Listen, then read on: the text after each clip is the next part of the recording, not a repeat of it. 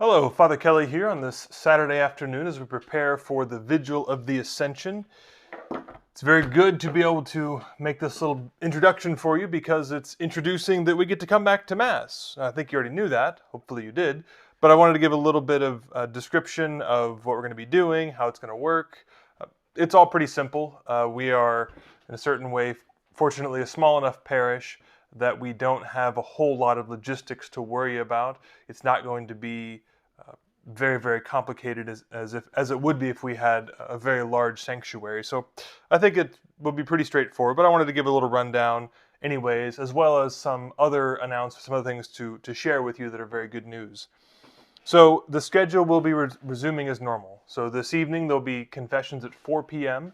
as well as Mass at 5 p.m. And then tomorrow morning, Mass at 8 a.m. in Hinton, 10:30 here in Weatherford, and then 2:30 p.m. in Thomas. Again, normal schedule as much as possible. I think, at least for Sundays, I think that's very important to keep that normal there. Now, for the Mass itself, this particular weekend, here at St. Eugene's, none of our ushers and few of our servers and lectors felt comfortable returning quite yet, which is all perfectly fine. No one is obliged to be coming to Mass right now. It's only if you feel comfortable doing so. But that means we will, need to be patient as things might be a bit more difficult without the help we're used to relying on. Also, it means that I will probably recruit other people to be ushers and lectors and such in the meantime. And I don't see why those people wouldn't, if they're willing, stay on later. So I'm really saying that to say that if you are an usher or lector now, please be patient if later there are more people on the schedule you don't get to be on as much as you were used to because during this time we recruited others. But that's just the reality of where we are right now. Just the basics for coming to Mass, real simple. Sanitize your hands, wear a mask. There will be some available, but certainly you're welcome to bring your own as well. Keep the mask on at all times unless you are receiving communion. I'll try and keep my mask on anytime I'm near people, setting the altar or distributing communion. I'll try and be a good example of that as well. And so sanitize your hands, wear a mask, except for when you're about to receive communion. And please do sit with spacing in the church. Every other pew is roped off, but still then please don't sit right behind someone who's 2 pews ahead of you. Think like a checkerboard pattern. So give us some alternation there so that we can have proper amounts of safe spacing there. But again, as I said, no one's required to come to Mass yet, so most certainly YouTube or the live stream on Facebook will continue, as well as recording to be posted on YouTube later. So by all means, please stay home and continue to enjoy Mass and to pray Mass rather in the way you have been. I have a special surprise for this weekend. There will be, at least tomorrow, an ice cream truck coming after Mass. Now, as I look outside right now, Saturday afternoon, it's beautiful and sunny outside. Tomorrow it might be a little damp, but I think ice cream will still be delicious. So please, even if you aren't going to come and be inside for Mass itself, again, I normally wouldn't say come to an outside social event without coming to Mass, but this is a special case. So you're welcome to come partake of the outdoor joy, even if you don't feel comfortable yet coming into the inside. So there should be an ice cream truck after Mass tomorrow, after Sunday afternoon, or well, it won't be afternoon quite yet, but about 11:30, 11:45, there'll be an ice cream truck here. So please do partake of that one way or the other, and maybe we'll keep doing that. We'll see how it goes. Some other news: we will be receiving into the church this coming Saturday, so May 30th, those people who would have been received into the church at the Easter Vigil.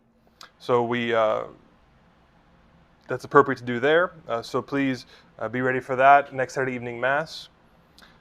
Weekday Masses this week, we've changed them a little bit. We're going to go with a 12:10 Mass on Tuesday and Wednesday.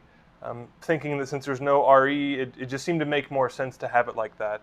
But then we'll probably resume with the evening Masses on those days when both the college students and the RE program begins again. But that's flexible. If we have other things that might need to work out, that might change. The exception, though, of course, will be when we actually do confirmations. We're going to break it into two sections, June 3rd, Wednesday evening, June 3rd, and June 10th. So those will be confirmation masses, I'll be doing them, not the bishop. But those will be a bit closed because we need to give priority to the confirmandi and their family.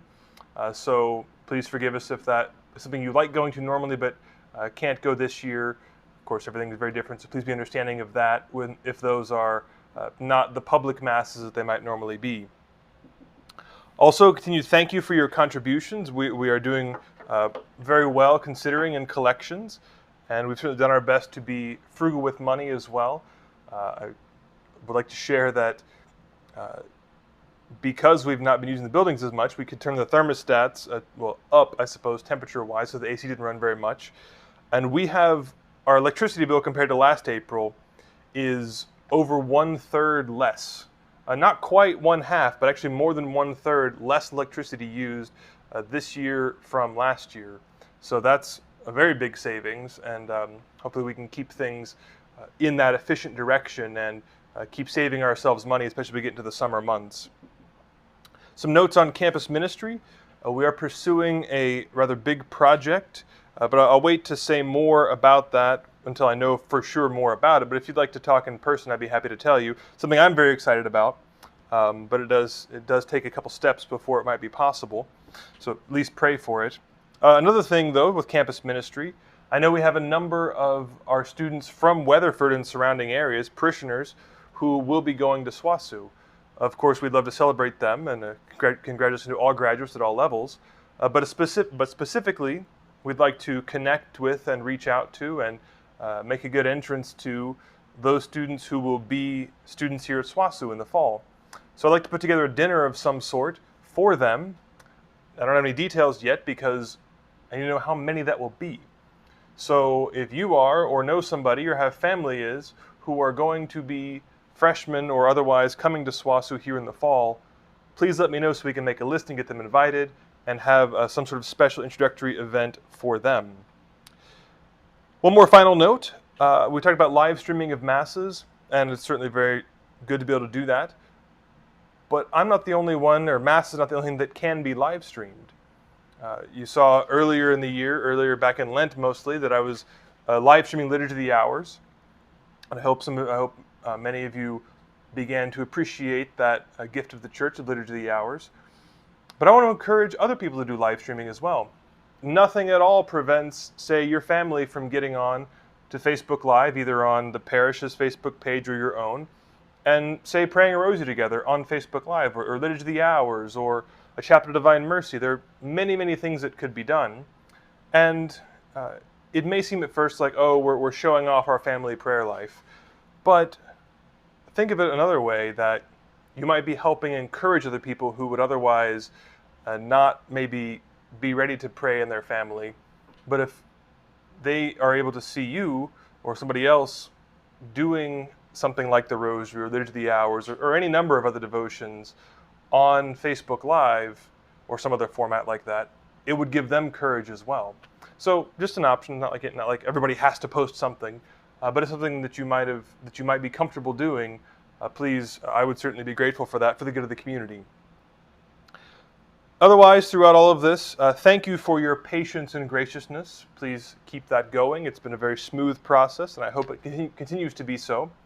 And I continue to apply my primary prayer, certainly for everyone's safety, but also that this be an occasion of growing in faith and holiness, that the return to the Eucharist becomes a mark of really what is most important to us, even if we can't come quite yet, that the reality of that comes home to us all the more, the importance of receiving Christ's body and blood, soul, and divinity, as that is different than anything else that happens anywhere else in the world. So know of my prayers and blessings. If there's anything I can do to help you through this time, please let me know. And again, please be patient as we figure out, and I'm sure things will change, and navigate how this process works. Look forward to seeing you this weekend and in the coming weeks as you are comfortable, and know of my prayers for all of you. God bless.